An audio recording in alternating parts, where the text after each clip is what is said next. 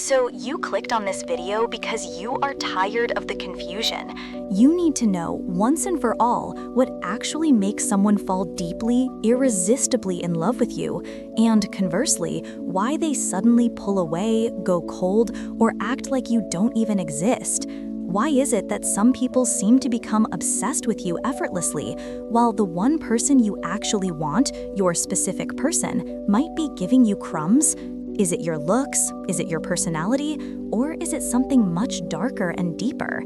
I used to ask myself this question constantly.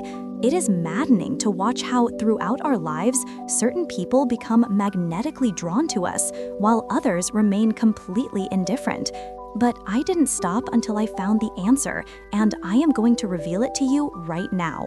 There are 3 unconscious reasons that drive romantic attraction and obsession. Love is not random. It is not an accident.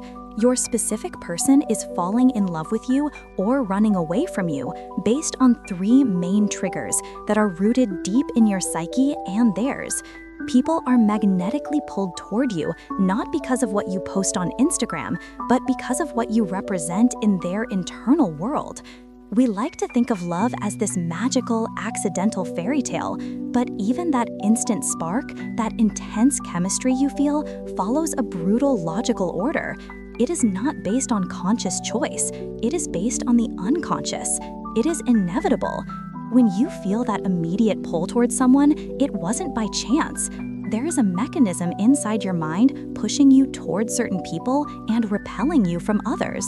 Each of us carries hidden images inside. These are fragments of who we are, who we used to be, and who we want to become. Often, these images are repressed. We deny them because they are painful, or because we feel shame, or because society told us to hide them. But these shadows never disappear. They wait, and they speak to us through other people. When you meet someone who resonates with these hidden fragments, you feel attracted to them in a way that feels like destiny, like magic. But you are not seeing them. You are seeing a part of yourself reflected in their presence. Think about it.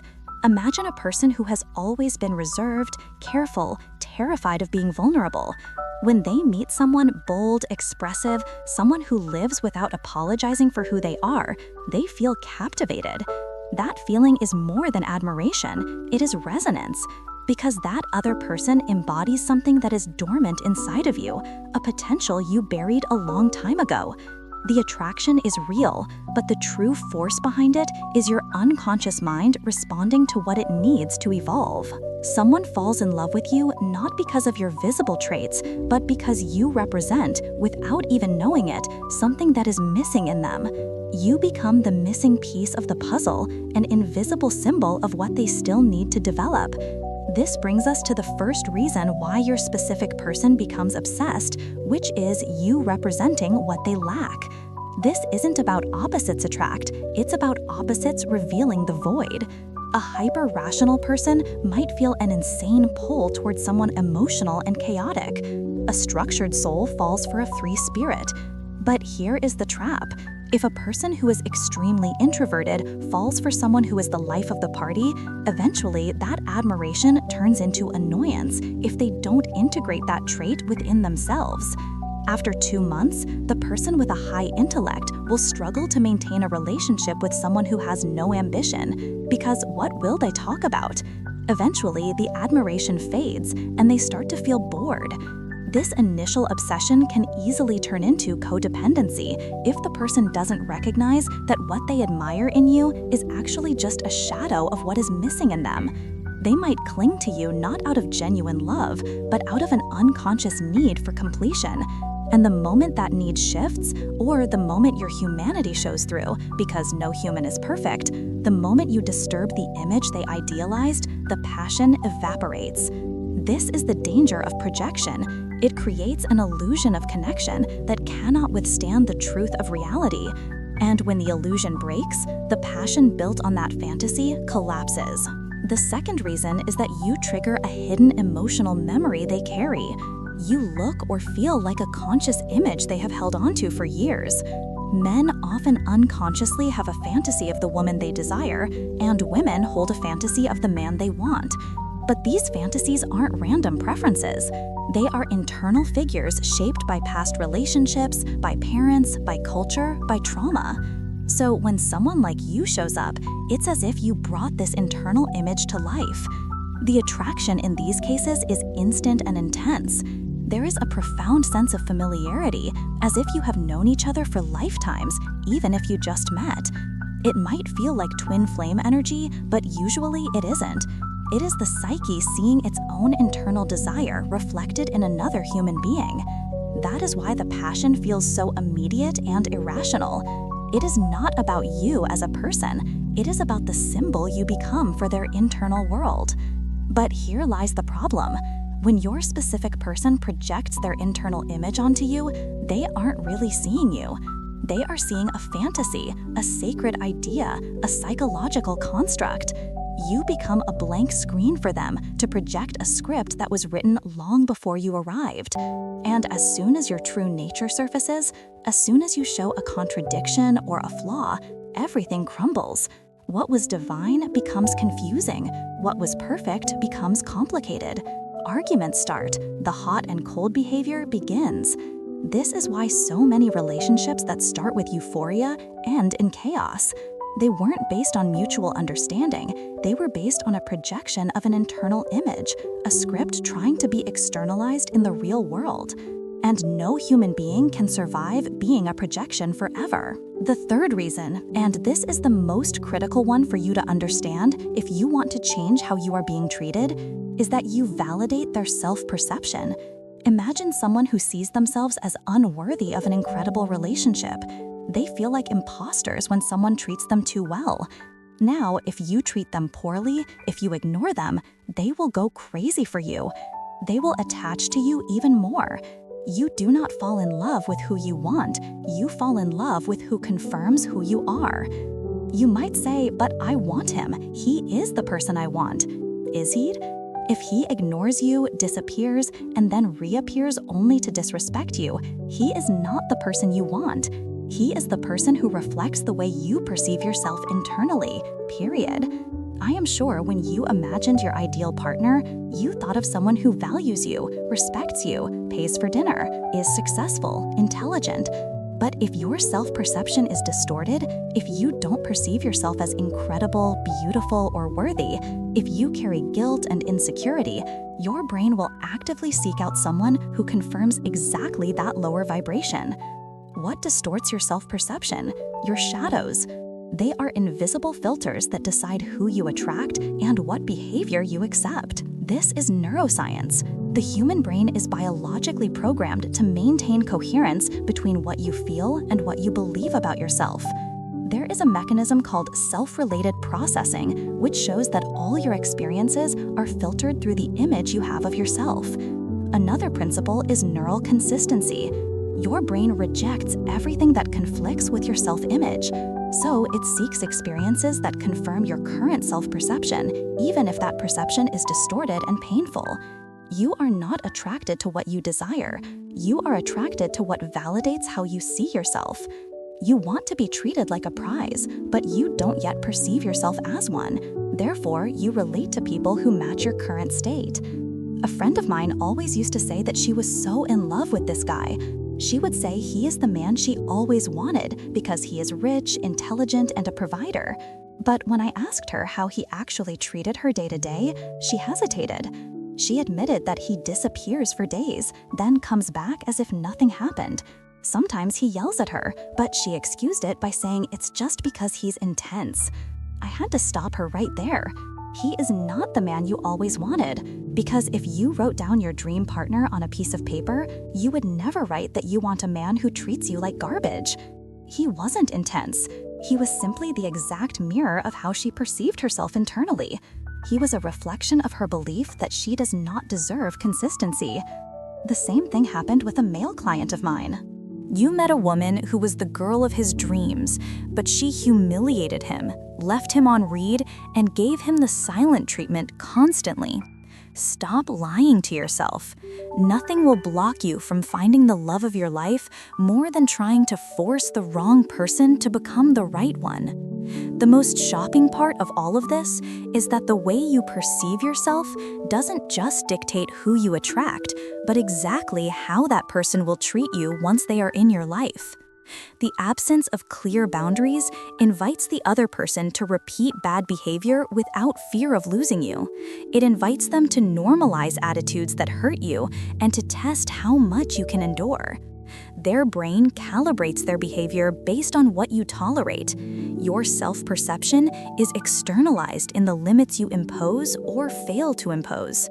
Do you accept your specific person liking photos of other women or sliding into DMs because you are terrified of losing them? After all, your brain is wired to avoid pain at all costs.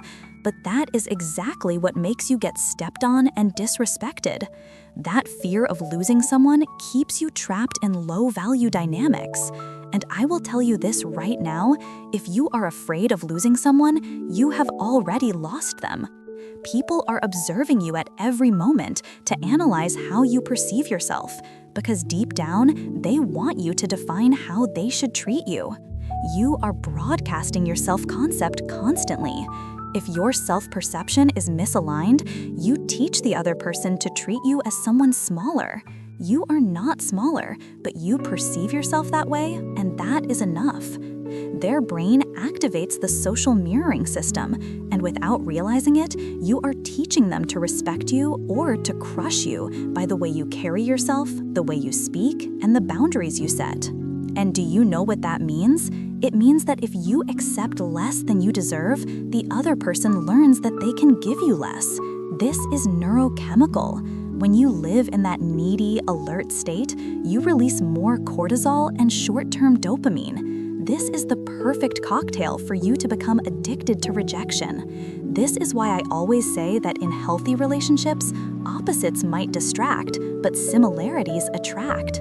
It is easy to confuse intensity with connection. Many people call it chemistry, but usually it is just anxiety. It is the adrenaline of a nervous system in a state of alert. When you get involved with someone totally different from you, your brain automatically enters surveillance mode. This is the same circuit that fires in situations of threat or during a difficult conquest. You experience a phenomenon called excitation transfer. Because you are in a state of alarm, you get a spike of dopamine, which is the neurotransmitter of desire, mixed with a spike of cortisol, the stress hormone. Your amygdala, which monitors danger, also kicks in. All of this forms a cocktail of intensity that you interpret as passion, but in practice, it is just chemical hyperstimulation. It is the roller coaster of not knowing what to expect, and your defense system is confusing fear with love. You think you are in love, but you are just chemically altered, living in an addictive cycle of stress and relief. Stress and relief. People with a history of unstable attachments feel more attracted to those who activate their insecurity, rejection, and indifference. In contrast, when you meet someone emotionally similar, someone who vibrates on the same frequency of safety as you, your body reacts completely differently. The activation leaves the sympathetic nervous system, which is fight or flight, and enters the parasympathetic system, which generates calm, trust, and presence. But here comes the great paradox. Since your unconscious mind dictates the rules, and most people have not adjusted the content of their unconscious, most people have a misaligned self-perception. Everyone is addicted to the chemistry of confusion. Many people feel that secure relationships, the ones that are light and easy, are boring. They confuse calm with boredom because they grew up calling anxiety love. The question isn't who gives you butterflies in your stomach, the question is who gives you peace. Because the brain might like dopamine, but the heart only develops love where there is safety. This means that your relationships are always a reflection of your self-perception. Until you adjust it, the pattern will continue to look like a choice, when in reality, it is just repetition. Despite the pain, the confusion that projection brings into relationships, do not view this as a failure, but as an essential part of your growth. Love is not just an emotional experience, it is a tool for transformation. Every specific person you fall for becomes a mirror, and what you see in them is what you need to see in yourself. Some people reflect your hidden potential, others expose your deepest fears. Some people awaken your creativity, and others awaken your insecurity. But they all serve the same purpose, which is to accelerate your awakening and your growth process. When someone falls in love with you, they might think they are seeing something magical, but the magic is in what you awaken inside of them. You are not just a person, you are a symbol. And the people you fall for, especially those who trigger you the most, who transform you, who break your heart, they are not there by accident.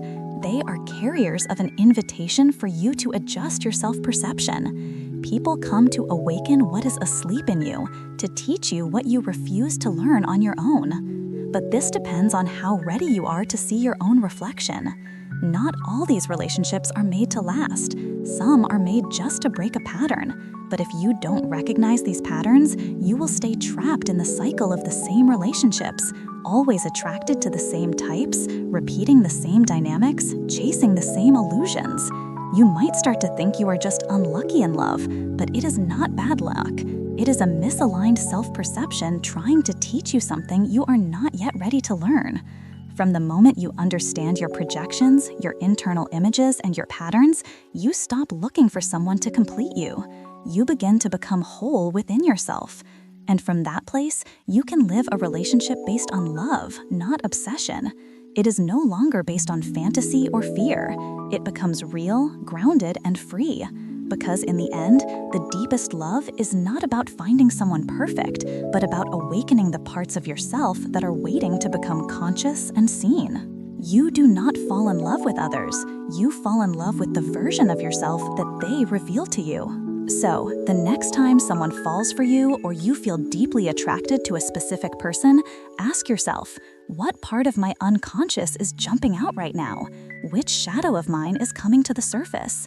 And this part that jumps out, this shadow that reacts to the trigger, will always fall into one of 7 categories that I am about to explain.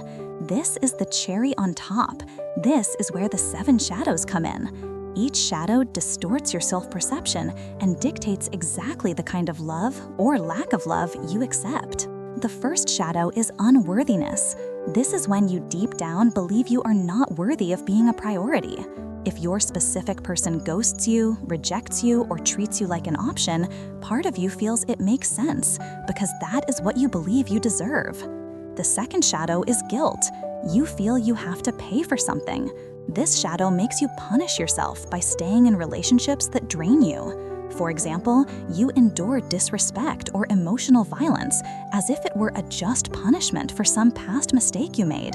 Often, this guilt is created and fed by the person you are with, who manipulates you into thinking everything is your fault.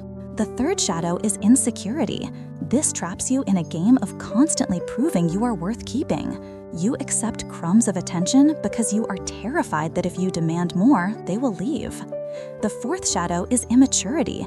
This makes you run from real intimacy and always chase people who are emotionally unavailable, married, or too busy for you. You fall in love with people who cannot commit because unconsciously, this protects you from having to be vulnerable yourself.